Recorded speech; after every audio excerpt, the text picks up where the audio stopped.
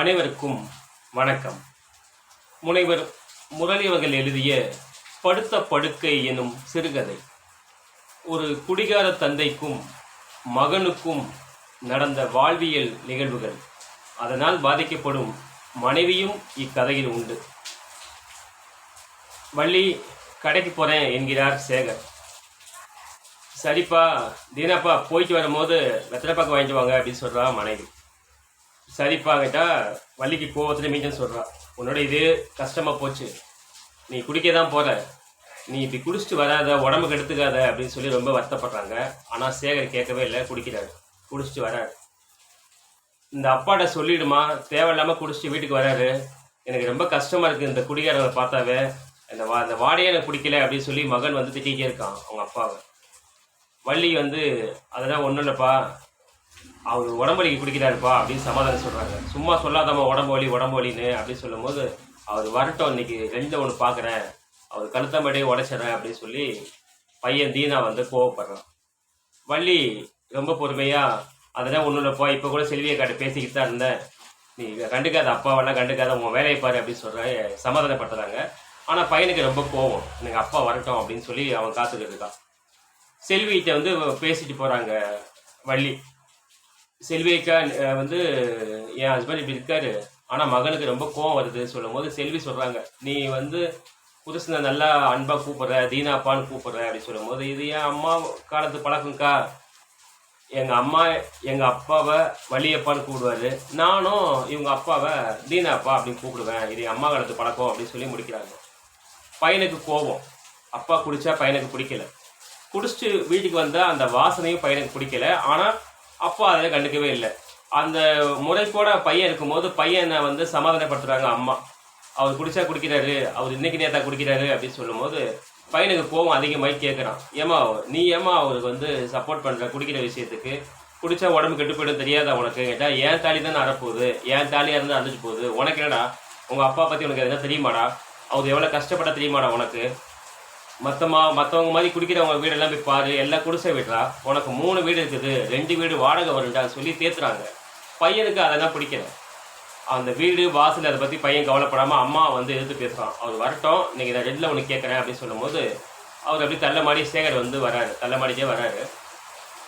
என்னாச்சு அப்படின்னு சொல்லி உள்ளே வராரு. இவன் சாப்பிட்டுக்கிட்டு இருக்கான். ஏங்க நீங்கள் உள்ளே வராதிங்க, பையன் சாப்பிட்டுக்கிட்டு இருக்கான், நீங்கள் உள்ளே வந்தீங்கன்னா எஞ்சி போயிடுவான் பையன் சொல்லி வள்ளி வந்து ரொம்ப வருத்தத்தோடு சொல்கிறாங்க, வராதிங்க போங்க அப்படின்னு.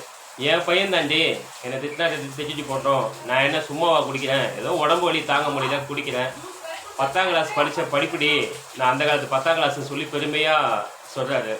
பையனுக்கு கோபம் அதிகமாகி வருது, எரிஞ்சு போயிடுறான். இந்த காட்சி ஒரு வீட்டில் நடக்குது, இதை பதிவு பண்ணுறாரு. குடியால் அந்த குடும்பம் என்ன பாடுபடுது, அந்த பையனுக்கு ஏன் கோபம் வருது அப்படின்னு காட்டுறாரு ஒரு சீனில். அடுத்து என்ன ஆகுது, மீண்டும் சொல்கிறாங்க, ஏங்க மறுபடியும் நீங்கள் கடைக்கு தான் போகிறீங்க, குடிக்காதீங்க, அவனுக்கு குடிக்க மாட்டேங்குதுன்னு சொன்னால், என் பிள்ளை தாண்டி ஒன்றும் பிரச்சனை இல்லை, நான் பேசி சமாளிச்சுக்கிறேன் அப்படின்னு சொல்லும்போது, ஏப்பா தீனா என் மேலே அவனுக்கு கோவமா அப்படின்னு கேட்கும்போது அவன் வந்து ரொம்ப கோவப்படுறான். அப்பா நீ கவனம் போயிடுப்பா அப்படின்னு சொல்லி போயிடுறான். அப்போ வள்ளி மீண்டும் கணவனுக்கு, சரிங்க போயிட்டு வாங்க, வரும்போது எத்தனை வாங்கிட்டு வாங்க அப்படின்னு சொல்கிறாங்க. சொல்லும்போது அவர் வந்து ரொம்ப சந்தோஷமாக, நம்ம குடிக்கலாம் சந்தோஷமா அப்படின்னு சொல்லி அவர் போயிட்டு கிளம்புறாரு. போயிட்டு குடிச்சிட்டு எப்பயும் போல வராரு போகிறாரு. அப்போ இந்த குடியை வந்து அவரால் நிறுத்த முடியல, மனைவியும் நிறுத்த முடியல, சொல்லி கேட்கல. பையனுக்கு கோவம் வந்தால் கூட சேகர் அதை பொருட்படுத்தாமல் அவர் பாட்டு குடிச்சிட்டே இருக்கார். மதுவின் தன்மை என்ன? அப்போ மனைவி சொல்கிறாங்க, ஏங்க சாப்பிட்டீங்கன்னா நிம்மதியாக தூங்குங்க, ஆனால் சாப்பிடாம குடிச்சிட்டு வந்தீங்கன்னா வெறும் வயிற்றுல குடல் அழுகி போயிடும், எப்படிங்க உடம்பை பார்த்துக்குவீங்க, உடம்பு முக்கியம் இல்லையா சொல்லி எவ்வளோ சொல்கிறாங்க. ஆனால் அவர் கேட்கல. இது அறிவின்மை காரணமாக குடி வந்து அந்த குடியை கெடுக்கும் என்கிற அறிவு இல்லையா, இல்லை அது குடித்தா ஒழுங்காக சாப்பிட்ணும் இந்த அறிவு இல்லையா, இல்லை கடின உழைப்பா, இதையெல்லாம் வந்து சேகர் யோசிக்கவே இல்லை. குடிக்கணும், வேலை செஞ்சோம், டயர்டாக இருக்குது, குடிக்கணும் அப்படின்னு சொல்லி சேகர் வந்து குடிக்கிறார். பையனுக்கு ஆனால் பிடிக்கல. எந்த பையனுக்கு பிடிக்கும், குடிச்சிட்டு வீட்டுக்கு வந்தால் அந்த நாத்தமே அந்த பையனுக்கு ஒத்துக்கலை. ஆனால் இவர் குடிச்சிட்டு தான் வருவேன் அப்படின்னு சொல்கிறாரு. அப்போ பையனுக்கு கோபம் வருது. அந்த பையன் அடிக்கடி வெளியே போயிடுறான். அவர் குடித்தா வீட்டில் இருக்க மாட்டாங்க, எந்திரிச்சங்கன்னா போயிடுறான். இந்த விஷயங்களை, காட்சி அமைப்புகளை அப்படியே கதையில் கொண்டு வர்றாரு. கடைசியாக ஒரு நாள் என்ன நடக்குது, அம்மா நான் வெளியே போகிறேன்னு சொல்லும் போது, இந்தாங்க வெத்தலைப்பாக்கு வாங்கிட்டு வாங்க எனக்கு அப்படின்னு சொல்கிறாங்க மனைவி சேகர்கிட்ட. சேகர் அப்படியே வராரு, குடிக்கிறாரு, அப்படியே தள்ள மாறாரு, அப்படியே கீழே விழறாரு. ஐயோ, என்ன யாருன்னா ஆட்டோல வச்சு கூட்டிட்டு போங்க, என்னால் நிக்க முடியல, நடக்க முடியல சொல்லி அப்படியே நிக்குது. உடம்பு வந்து நிக்க முடியாம தள்ள மாட்டுது. ஐயோ, சேகர்னா என்னென்ன ஆச்சுன்னு சொல்லி அக்கம் பக்கத்துல இருக்கிறவங்க எல்லாம் வந்து தூக்குறாங்க. இதுக்கு முன்னாடி அந்த மனைவி வந்து சொல்றாங்க சேகரை பத்தி பெருமையா. உங்க அப்பா அந்த காலத்து 10ஆம் கிளாஸ்ரா, ஆனா ரோட்ல போனார்னா அவ்வளவு மரியாதை இருக்கும் அவருக்கு, எல்லாம் வணக்கம் வைப்பாங்கடா உங்க அப்பாவுக்கு, அப்படி கம்பீரமா இருப்பாரு 60 வயசு ஆனாலும் அப்படின்னு சொல்லி புகழ் சொல்றாங்க. தீனாக்கு அதை கேட்டு கேட்டு புளிச்சு போச்சு. இந்த சூழ்நிலையில ரோட்ல சரியும் போது அவரை தூக்கி ஆட்டோல உட்கார வைக்கிறாங்க. டாக்டர், எங்க அப்பாவை எப்படியாவது காப்பாத்துங்க டாக்டர் அப்படின்னு சொல்லி பையன் கெஞ்சிறான்.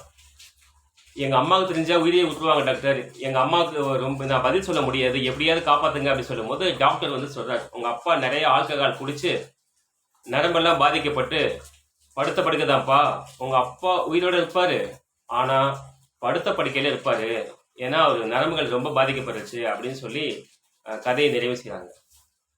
உழைச்சு களைச்சு உடம்பொலிக்கு சேகர் குளிச்சாரா, இல்ல அவரு தன்னை மறந்து மௌனமா சந்தோஷமா இருக்கணும் அப்படின்னு சொல்லி சந்தோஷத்தை குடிச்சாரான்னு தெரியல. ஆக மொத்தத்துல எப்படி குடிச்சாலும் குடி குடியை கெடுக்கும். அவர் உடலை பாதித்தது, அதன் மூலமாக அந்த குடும்பத்தை அந்த குடியானது பாதிக்கிறது என்பதை ஆணித்தரமாக இந்த சமுதாயத்திற்கு சொல்கிறார் முனைவர் முரளி அவர்கள். இதுதான் படுத்த படுக்கை என்னும் சிறுகதை. குடியால் குடி கெடும், சமூகமும் மெல்ல மெல்ல கெடும். நன்றி.